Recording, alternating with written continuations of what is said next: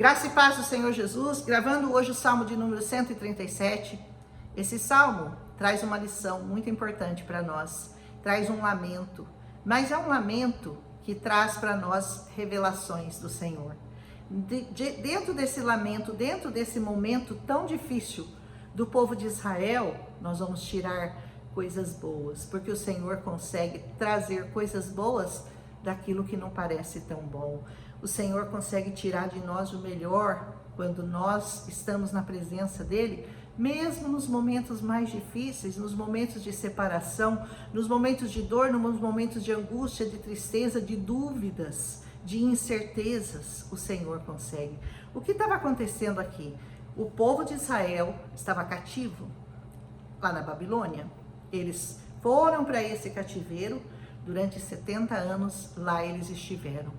E lá eles estavam, neste momento, lamentando, lembrando-se das coisas de Sião, lembrando dos tempos em que eles tinham uma comida diferenciada, a comida que o Senhor permitia que eles tivessem, onde eles tinham as canções, que eles podiam louvar o Senhor com alegria na presença do Senhor. E nesse momento, eles estavam cativos.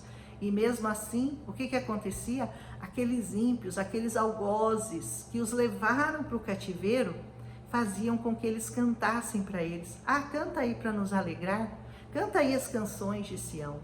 E nesse momento de muita dor, é que nós tivemos momentos especiais que o Senhor trouxe à luz, revelações incríveis. Se você olhar o profeta Daniel, ele escreveu enquanto ele estava cativo na Babilônia. E o que ele escreveu? As revelações de Daniel são muito semelhantes às revelações de João, lá no Apocalipse. Se você compara as duas, elas têm muitas semelhanças. Então, você vê que João também estava no momento de prisão. Ele estava preso lá na ilha de Pátimos, como Daniel estava preso na Babilônia. Como também nós temos mais experiências, nós podemos ver a história do apóstolo Paulo, que quando ele estava preso, e ele começou a entoar canções ao Senhor, e as correntes se quebraram, e ele foi liberto daquela prisão.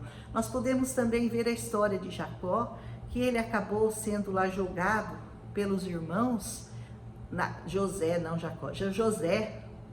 ele foi preso ali. E por quê? Porque o Senhor tinha um plano grande na vida dele. Ele ficou numa cova, e ali, jogado pelos irmãos naquela cova, ele foi acabar na prisão lá do imperador, do faraó do Egito. E veja bem, todos esses momentos na vida de cada um deles serviu para uma coisa boa, serviu para trazer uma lição para nós. Então, se você pensar dessa maneira, você vai ver que você nunca deve deixar de cantar ao Senhor, de louvar ao Senhor, de louvá-lo com um cântico novo. Por quê? Porque Ele vai te livrar desse cativeiro. Porque esse cativeiro durou até o Senhor falar, chega, agora você vai libertar meu povo. E por que esse povo foi levado para o cativeiro? Se você ler essa palavra, você vai descobrir que os israelitas estavam se desviando da palavra de Deus. Eles começaram a ter uma união com mulheres estrangeiras, com filisteias, com mulheres cananeias. E o que aconteceu? Eles estavam se voltando para a idolatria. E aí o Senhor falou, não, vou separar vocês, vou colocar vocês num lugar de dor e sofrimento, para que a dor e o sofrimento trouxesse a eles a lembrança dos primeiros momentos com o Senhor. E sabe o que aconteceu depois que eles voltaram do cativeiro de lá, da Babilônia? Nunca mais eles se dobraram a deuses estranhos. Israel se manteve fiel ao seu Deus, ao Deus de Israel, até hoje. Nunca mais se dobraram à idolatria, a deuses de pau, de pedra, de barro, de ouro. Nunca mais. Israel não se dobra a esses deuses. Por isso, esse momento da Babilônia, inclusive tem uma música muito bonita que é do meu tempo, se você tem menos de 60 anos você não vai se lembrar, que chama The Rivers of Babylon, nos rios da Babilônia, e conta justamente essa história, né?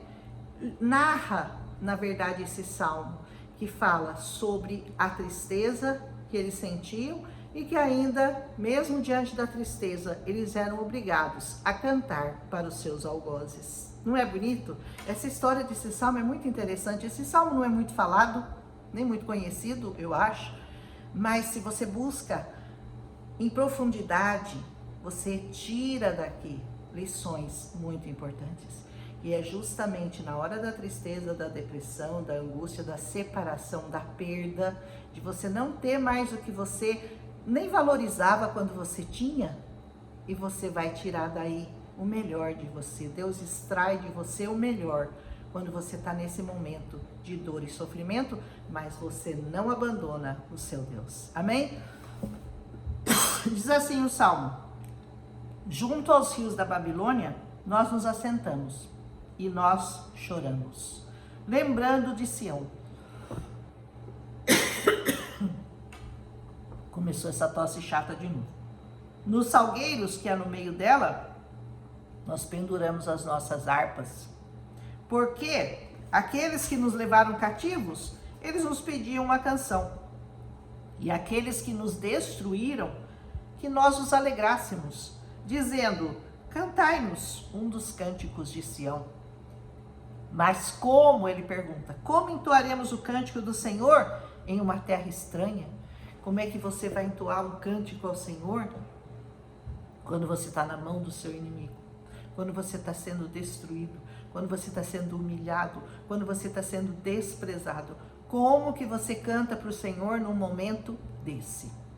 E ele continua dizendo assim: se eu me esquecer de ti, ó Jerusalém, esqueça-se a minha destra da sua destreza. Nunca se esqueça de orar por Jerusalém, porque dali virá o nosso Salvador. E ali estão todos os sinais que nós precisamos, que vão anunciar a volta de Jesus. E ele diz: apegue-se a minha língua ao paladar, se eu não me lembrar de ti, se eu não preferir Jerusalém, a minha maior alegria. Ou seja, a sua língua, que ela fique grudada no paladar, que ela fique grudada no céu da sua boca, se você se esquecer de orar por Jerusalém.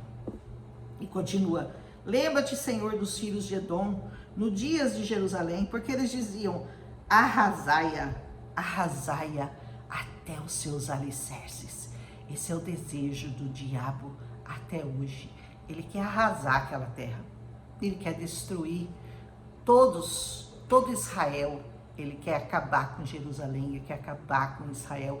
Esse é um desejo do coração de todos aqueles povos que estão ao redor de Jerusalém. E esse ódio pelos judeus é uma coisa que já alcançou nações, que já alcançou o mundo. Tem até cristãos que falam que odeiam os judeus porque eles mataram Jesus. Eles nunca mataram Jesus, nem judeus e nem os romanos. Sabe por quê? Porque ninguém tinha poder de matar Jesus. Ele deu a vida dele por você e por mim.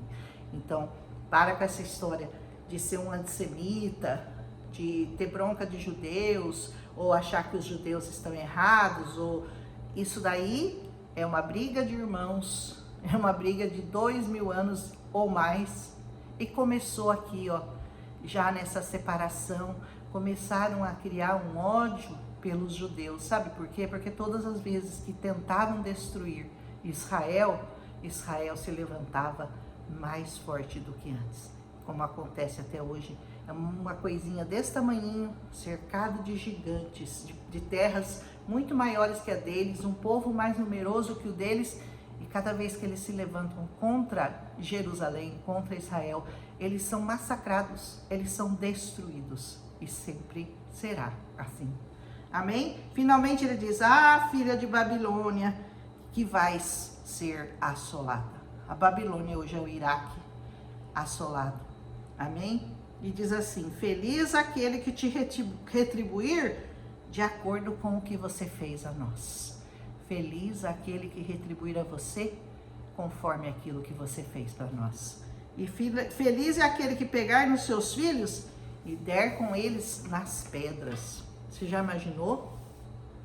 Eles estavam tão bravos, eles estavam tão bronqueados com aquele povo que mantinha todos eles no cativeiro, que eles queriam pegar a cabeça dos filhos deles e bater na pedra. Parece meio, né? Uau, que povo mau.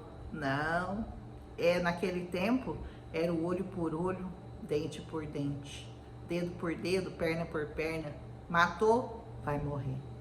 Esse era a lei, a antiga lei. Mas agora, nós já vivemos na graça, aonde o perdão foi liberado. E ele tem que ser liberado através de você. Jesus liberou o perdão para você. E agora você vai liberar o perdão para todos aqueles que te perseguem, para todos aqueles que querem o seu mal, que querem te destruir e querem afrontar você ou ao seu Deus. Hoje não vai ser mais assim, bater a cabeça numa pedra até que morram os filhos deles. Hoje nós sabemos que o Senhor tem uma nova visão. O Senhor tem um novo testamento. Esse é o Velho Testamento. É o testamento do olho por olho, dente por dente.